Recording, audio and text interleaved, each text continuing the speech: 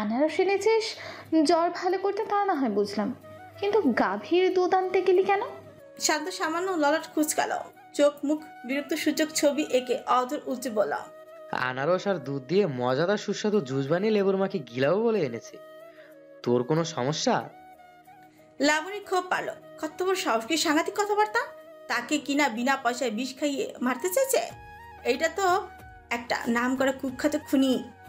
সে কঠোর মুখোশ বাড়িতে প্রতিবাদী নারী সত্তা চাকিয়ে তোলা। শয়তান হারামি কুখ্যাত খুনি, আমার বিষ খাওয়াইয়ে মারতে চাস? আমি তোর কি ক্ষতি করেছি? হ্যাঁ, একবার শুধু মারতে আসিস, আমার বাপ তোর পাছায় লাথি মেরে জেলে ভরবে। ওরে আমার কুটনি বুড়ি রে, ছ্যা, তোর হিটলার বাপকে শান্ত ভয় পায় না বুঝলি? আর সবচেয়ে বড় ক্ষতিটা তুই করেছিস লেবুর মা। তোর জন্য আমার 3 বছরের মাখো মাখো প্রেমটা টিকলো না, ব্রেকআপ হয়ে গেছে। সেই খুশিতে তোরে অক্কা দিতে ইচ্ছে করছে। এটা তো খুশির খবর না রে লেবুর মা। আমাকে খুন করার আগে তোর আমি বিষ খাওয়াইয়া মারমু। হ, তারপর তুই তোর চাচা জানের সঙ্গে গিয়ে পরকিয়া করিস। ছ্যাচরা খচ্চর বেটি কোথাকার, তোর উপর গজব পড়ুক। ওদের ঝগড়ার মাঝে রঙ্গন রুম থেকে বেরিয়ে এলো। এসে শান্ত আর লাবণীর ঝগড়া দেখে তার চোখ কপালে উঠল। বাকিরা সব কানে হেডফোন ঢুকে হাই ভলিউমে গান শুনছে। ওদের নিত্য নিত্য ঝগড়া শুনতে শুনতে ওরাও ক্লান্ত। এখন আর এইসব কানে তুলে না। থামাতে গেলে উল্টো কলের মেশিন নুনের মতো বাড়ে। তাই ওরা আর সাথে সাথে যায়নি থামাতে।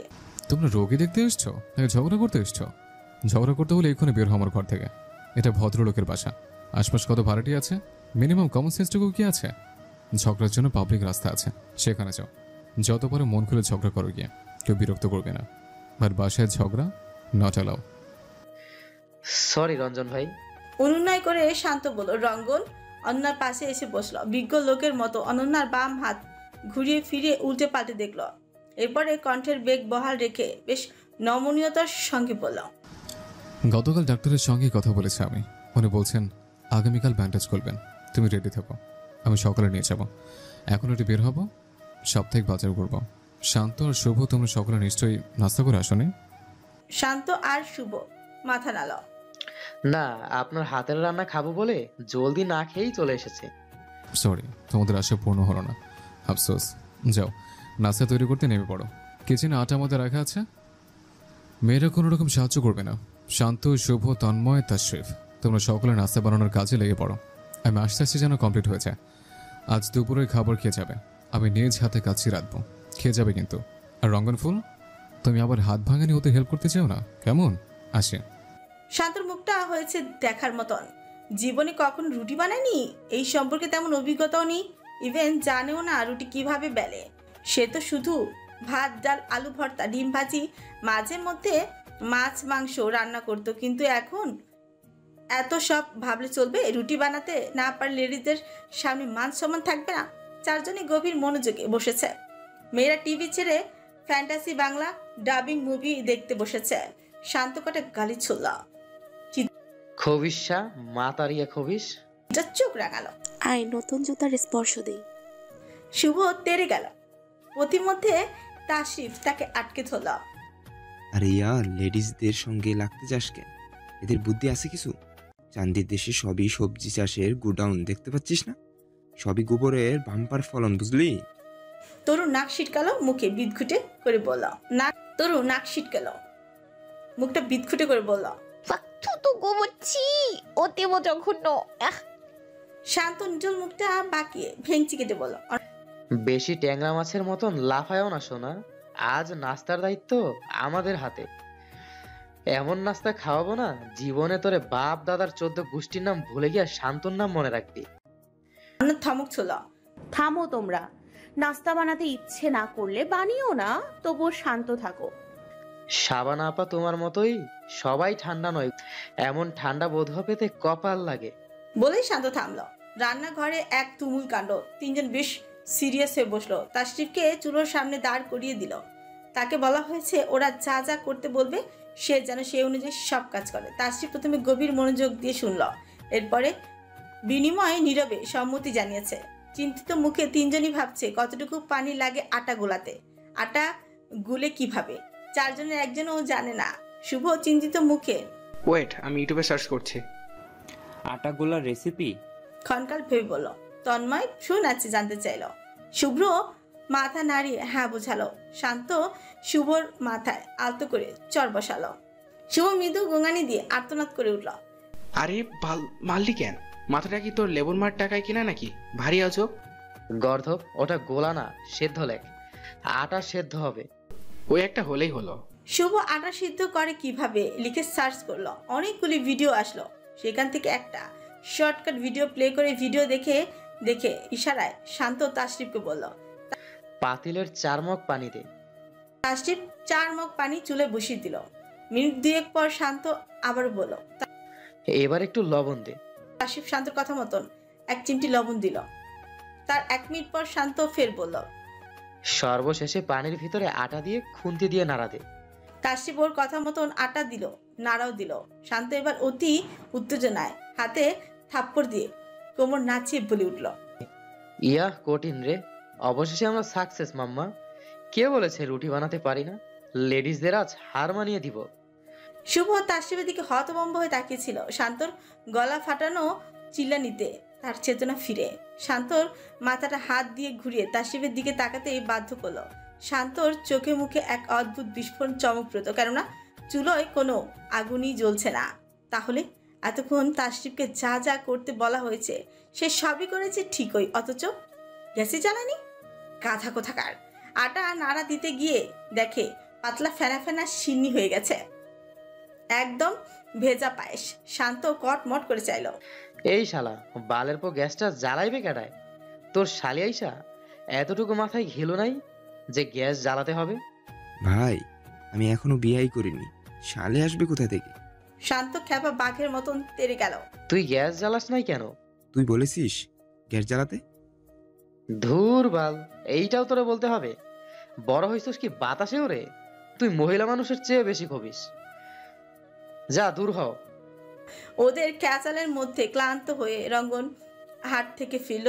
হাতে বাজারের ভর্তি ব্যাগ নিয়ে কিচেন ঢুকলো। রঙ্গনকে দেখে সকলে এমন পান করলো যেন তারা সত্যি সত্যি রুটি বানাতে ব্যস্ত। আসলে গোলা আটা পায়েসের মতন করে নাড়ছে। রঙ্গন উকি মেরে এক পলক দেখলো। শুভ মাথায় আলগোছে একটা চর বসালো। বেকুব, আটা দিয়ে আজ পায়েস খাওয়াচ্ছে, দাঁড়াও। শান্ত বিচলিত মুখে হড়বড় করে বলল। সব দোষ তাসফিকের। বিশ্বাস করুন রঞ্জন ভাই, ইউটিউব দেখে সব ঠিকঠাকই দিচ্ছিলাম, মাঝখান থেকে ওই শালাই গন্ডগোল পাকিয়েছে। রঙ্গন ফ্রিকোচকে জিজ্ঞাসাবিদ্ধ নয়নে তাকাল। ইউটিউব? তোমরা সামান্য আটা গলাতে পারো না, সেটা সাতজনে ইউটিউব লাগে? এত ভারী আশ্চর্যজনক ব্যাপার। আমার মুখে মুখে বড় বড় কথা। 2 মিনিটের মধ্যে আমার কিচেন পরিষ্কার চাই। শান্ত দন্তের তলে নখ কাটতে কাটতে উত্তর দিল। ঠিক আছে। 4 জনে মিলেমিশে কিচেন পরিষ্কার করে তবেই বের হলো। রঙ্গন বাইরে থেকে পরোটা ভাজি এনেছিল। সেসব খাওয়া শেষে সে রান্নায় বসে গেল।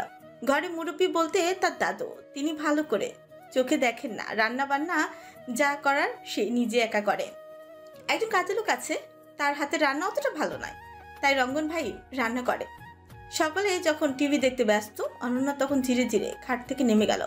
বিড়াল ছানার মতন পিনপিনে হেঁটে রান্নাঘরের দিকে অগ্রসর হয়। রঙ্গনকে একা রান্না করতে দেখে গেল, তার ভীষণ খারাপ লাগলো। এতগুলি মানুষের রান্না তিনি একা করবেন?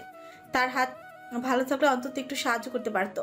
বাম হাত দিয়ে প্লাস্টিকের চেয়ারটি টেনে নিয়ে রান্নাঘরের সামনে বসলো অনন্যা। আমি কোনো সাহায্য করতে পারি রঙ্গন ভাই? রঙ্গন অধর চেপে মুচকি হাসে। এই ভাঙা হাতে। অনন্যা উচ্চ শব্দে হেসে ফেলল। রঙ্গন গাজর কাটতে কাটতে জিজ্ঞেস করলো। আগামীকাল হলে যাবে? না, সবার আগে একবার দোকানে যাব। আগের চেয়ে অনেক মোটা ছোট হয়ে গেছো। প্রতি 4 বেলা আপনিই তো জোর করে খাইয়েছেন। তার মধ্যে নাস্তা তো আছেই, এর মধ্যে প্রতিদিনের রুটিন আলু সিদ্ধ আর মিষ্টি কুমড়া সকাল বিকাল।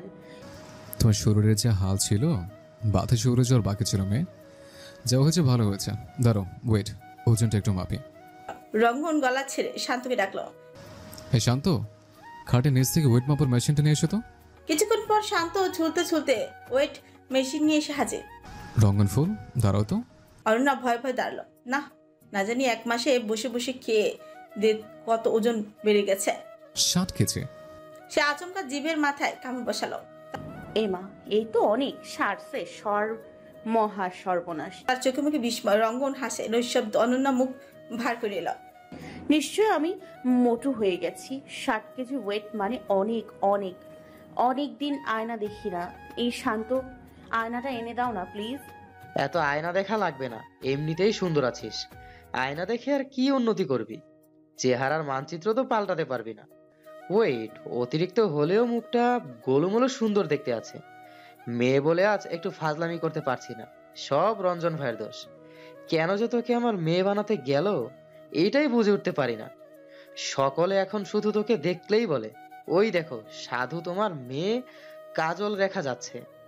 আচ্ছা আগে তোর কত কেজি ওয়েট ছিল রে? শান্তর প্রশংসা সে সন্তুষ্ট হলো না। তার পেট ভরল না। করুণ করে নিল মুখ। ভার মুখটা থেকে আলগোছে বেরোলো। 52। বা মাত্র 8 কেজি বেড়েছিস। যাক, এসব ছোটখাটো বিষয় কোনো ফ্যাক্ট না। অনন্যার মন খারাপ কমলো বই কি ভীষণ ভালো। নিশ্চয় তাকে এখন বাজে দেখতে লাগছে। লোকে মোটু বলে তাকে বেশ মজাই নিবে। ওর ভার করা মুখটা দেখে রঙ্গন ফুস করে দম টেনে নরম সুরে বলে, রঙ্গন ফুল, এত চিন্তা করো না তো। ঘরে কিছুদিন শুয়ে বসেছিলে, টাইম টু টাইম খাবার খেয়েছিলে, তাই স্বাস্থ্য বেড়েছে। এটা তো খারাপ কিংবা দোষের কিছু না। হাঁটাচলা করলে কিছুটা আবার কমবে। অনন্যা তবুও স্বস্তি মিলে না। মন খারাপই রইল। রঙ্গনের কাছে অনুযোগের ঝুলি খুলে বসলো। জানেন আজকাল অদ্ভুত সব ঘটনা আমার সঙ্গে ঘটছে। দেখুন রঙ্গন ভাই হাতের বাঁ পাশের মাড়িতে একটি গেজ দাঁত গজিয়েছে। তার উপর স্বাস্থ্য বাড়ছে। এটা মোটেও ভালো দেখায় না। সব উড়ে এসে জুড়ে বসছে। স্বাস্থ্য নিয়ে দুশ্চিন্তা করো না মেয়ে। স্বাস্থ্যের সময় স্রোতের ন্যায়, এই আছে এই নেই। আর হলো গেজ দাঁতের ব্যাপারটা, তুমি জানো গেজ দাঁতের কারণে তোমার সৌন্দর্য দ্বিগুণ বৃদ্ধি পেয়েছে। যখন হাসো গেজ দাঁতটি যেন তপনের রশ্মির ন্যায় ঝিলিক মারে, দেখতে তখন চমৎকার লাগে। অনন্যার কিঞ্চিত লজ্জা লাগলো। সহসা রঙ্গন ভাই আগে পরে এমন করে কোনোদিনও প্রশংসা করেনি। সেখানে লজ্জা লাগা নিতান্তই বিরল।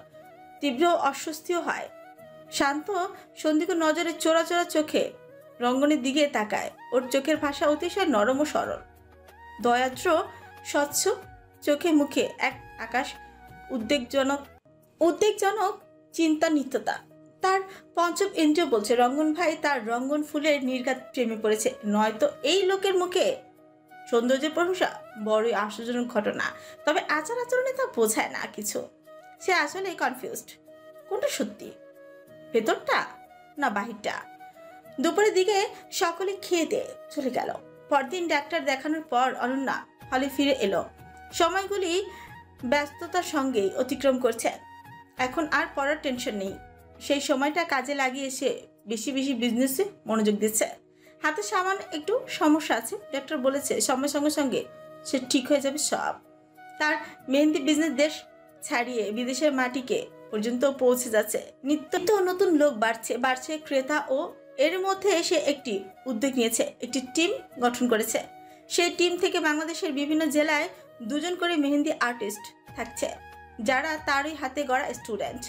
অনেক সময় দেখা যায় অনেক জায়গা থেকে অনেক তাকে বুকিং করতে চায়। ওইসব জায়গায় যেতে যেমন খরচ বহন করতে হয়, তেমনি যেতেও ঝামেলা পোহাতে হয়। সেই জন্য এমন টিম গঠন করা। আবার অনেক সময় হয় কি, দেখা যায় নিউদের দ্বারা ক্লায়েন্ট কাজ করতে চায় না, তখন ক্লায়েন্টদের অনুরোধে তাকে দূর দূরান্তে যেতে হয়।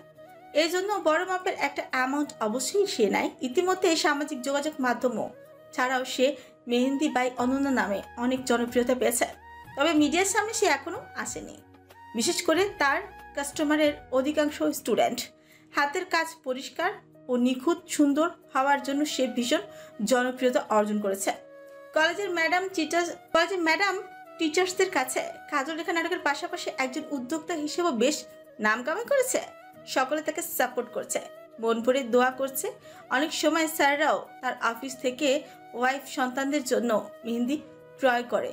বর্তমানে পুরো কলেজ এলাকা শুদ্ধ লোক তাকে মেহেন্দি বাই অনন্যা নামে চেনে। তার পাশাপাশি হ্যান্ড পেইন্টিং আর ব্লক প্রিন্টের দিকেও এগিয়ে যাচ্ছে। মোটামুটি ভালোই ব্যবসার উন্নতি হচ্ছে। পুরো 2 বছর দিন রাত পরিশ্রম করার পর সে ব্যবসাটি দাঁড় করাতে অতঃপর সক্ষম হয়েছে। এরপর আর তাকে পিছু ফিরে তাকাতে হয়নি। মাঝে লস খেয়েছে, তবুও থেমে যায়নি সে।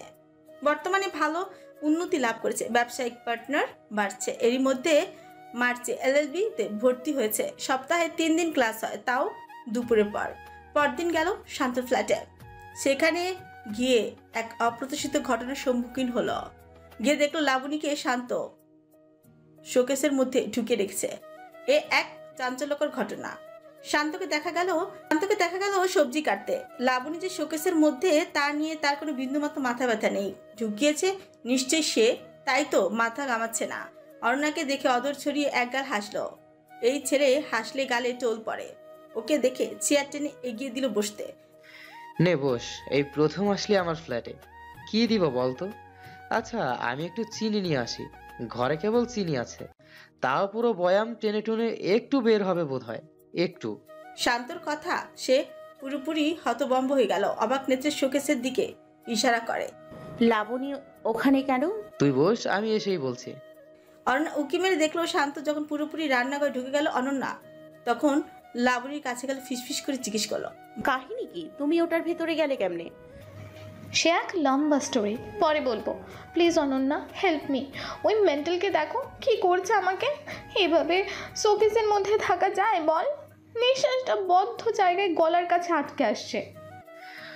থাকা যায় না সেটা তোর আগে বোঝা উচিত ছিল লেবুর মা। বলে শান্ত অনন্যার দিকে চায়ের কাপ এগিয়ে দিল। অবাক চক্ষুতে অনন্যা শুধালো, মাত্র না বললা ঘরে কিছু নেই, চিনি আছে তাও টানাটানি। মজা করছি শাবানা আফা?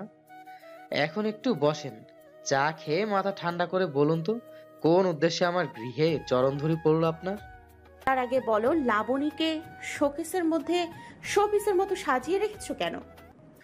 শালির বেটি আমারে কয় বউ কি কাজের জিনিস?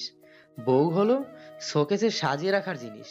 তোকে সযত্নে শোকেসে তুলে শো পিসের মতন সাজিয়ে রাখতে হয়। আমিও অনেক ভেবেচিন্তে দেখলাম ঘটনাটা আসলেই সত্য, তাই সর্বাধিক বিবেচনা করে একটা বউ সাজানোর জন্য নিজের জমানো টাকা দিয়ে শোকেস বানিয়ে আনলাম। এরপর বউকে সুন্দর মতন শোকেসে ভরে সাজিয়ে রেখেছি। ভালো করেছি না কাজটা? অনন্যা কট মট করে চাইল। হ, বড় একখান সবের কাজ করছো। এখনই ওকে খুলে দাও, বেচারি কষ্ট হচ্ছে।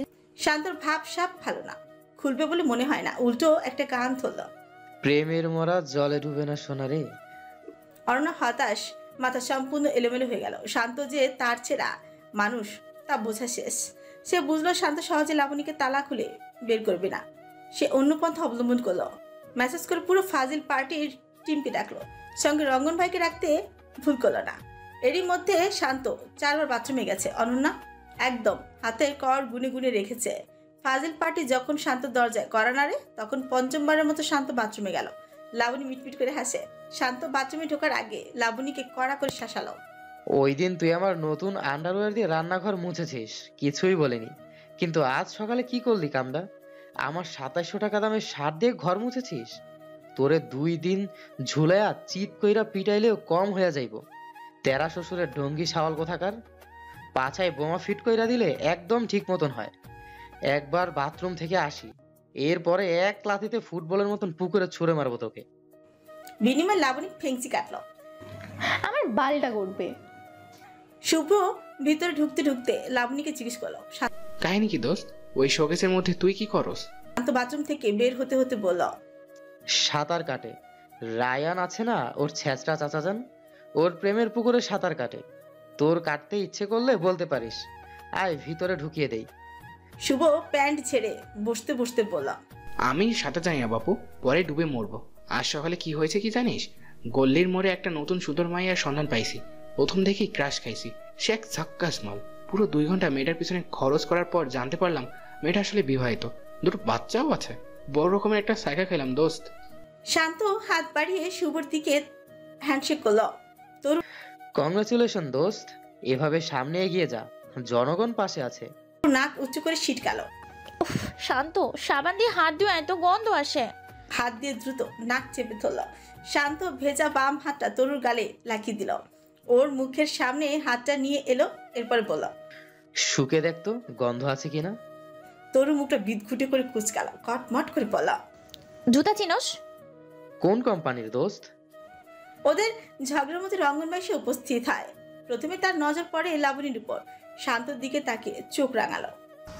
তোমরা দিন দিন চরম লেভেলে অসভ্য হয়ে যাচ্ছ। দেখি চাবি দাও। চাবি অবশ্যই দিব রঞ্জন ভাই। আগে ওকে প্রমিস করতে বলুন, জীবনে যতদিন বেঁচে থাকুক কোনো দিন খিচুড়ি যেন না রাধে। রঙ্গন শ্রুতায় নাচালো, প্রশ্নবিদ্ধ নয়নে তাকিয়ে রইল। খিচুড়িতে আবার কি প্রবলেম? প্রশ্ন করলো তশরিফ। শান্ত মুখটাকে কাদু কাদু করে নিল। আর বলিস না দোস্ত, রেবুর মা আগামীকাল সেদে সেদে বলল আমাকে নাকি স্পেশাল খিচুড়ি খাওয়াবে। আমি তো ভারী অবাক, যে মেয়ে একটা তরকারি পর্যন্ত কাটে না সে নাকি খাওয়াবে খিচুড়ি রেঁধে। তবুও মনে মনে খুশি হয়েছি, যাক আমার লেবুর মার মাথায় বুদ্ধি শুদ্ধির উন্নতি কিছু হয়েছে। কিন্তু দোস্ত, আমি কি জানতাম এই অদ্ভুত রেসিপি খাওয়ার পর আমার রুম টু বাথরুম শুতে হবে? কি কি রাতছে নিজেও জানি না বাল। বাপের জন্মেও খাই নাই। খিচুড়ির মধ্যে কতগুলি বাদাম, চিনি, কিচমিচ আর দুধ দিয়ে ভরে রাখছে। ভাই জীবনে শুনছোস খিচুড়ির মধ্যে দুধ, চিনি, বাদাম দেয়? আমার লেবুর মা দেয়। এটা নাকি উগান্ডার জনপ্রিয় বিখ্যাত কুখ্যাত রেসিপি। আসলে মূল কথা ওটা ছিল না, আমার উপর প্রতিশোধ নেওয়াটাই ওর মূল উদ্দেশ্য ছিল, আর ওর পরিকল্পনায় সাকসেসও। রঙ্গন পুরো ব্যাপারটা মনোযোগ দিয়ে শুনলো। অনন্যা নিজেই উঠে গিয়ে চেয়ার টেনে রঙ্গনকে বসতে দিল। রঙ্গন চেয়ারে বসলো না, ইশারা অনন্যাকে চেয়ারে বসতে বলল। বেশ শান্ত কণ্ঠে বলল, আগে লাবণীকে মুক্ত করো, এরপরে তোমাদের দুজনকে কিছু কথা বলবো। শান্ত রঙ্গনের কথা শুন। লাবণীকে চুপচাপ মুক্ত করে দিল। রঙ্গন বলল, দেখো শান্ত, তোমরা পবিত্র বন্ধন নামক সম্পর্কে জড়িয়ে আছো। যেভাবে হোক বিয়েটা হয়েছে, দুজনে অনেক পাগলামি করেছ। এবার ব্যাপারটা সিরিয়াসভাবে নেওয়া উচিত। পার্শ্ববর্তী স্বামী স্ত্রীতে দেখো, তাহলে তোমাদের মতন সারাদিন ক্যাচ ক্যাচ করে না। শান্ত দন্তের তলে নিচল উষ্ঠাগত পিছে ছিপিয়ে ছিপিয়ে বলল, সব দোষ লেবুর মার। দেখুন না আমার নতুন শার্টের দশা কি করেছে। লাবণী চোখ রাঙিয়ে শুধালো, নিজে বুঝি খুব সাধু, আমার নতুন ওড়না আর মেকআপ বক্স চুরি করে নিয়ে নিজের গার্লফ্রেন্ডকে গিফট করছস, তা আমি জানি না বুঝি? রঙ্গন ধমক ছিল। থামো তোমরা। রঙ্গনের ধমকে কাজ হলো। শান্ত হাতের নখ কামড়ে অপরাধীর মতন দাঁড়িয়ে আছে। অনন্যা শুভর পাশে বসা, তরুকে শুভ ভেঙচি কাটছে। ক্ষণকাল নীরবতা কাটার পর রঙ্গন পুনরায় বলে, শান্ত, একটা কথা বলো তো, লাবণীকে তুমি কবুল বলে বিয়ে করেছিলে তো? শান্ত মাথা নাড়িয়ে বলল, জি। দেখো শান্ত, স্বামী স্ত্রীর ঝগড়া করে সেটা মিষ্টি ঝগড়া, মধুর ঝগড়া। তোমাদের মতন এমন ছোটখাটো সাধারণ বিষয় নিয়ে নয়। তোমরা যা করছো বাচ্চাদের ন্যায়। আগে স্বামী স্ত্রীর সম্পর্কটা বুঝো, তার মূল্যায়ন করতে শেখো। তোমার গার্লফ্রেন্ড আছে, লাবণীর বয়ফ্রেন্ড আছে, এইসব কি? হ্যাঁ, হারাম সম্পর্কে জড়িয়ে নিজের চরিত্র কেন নষ্ট করছো?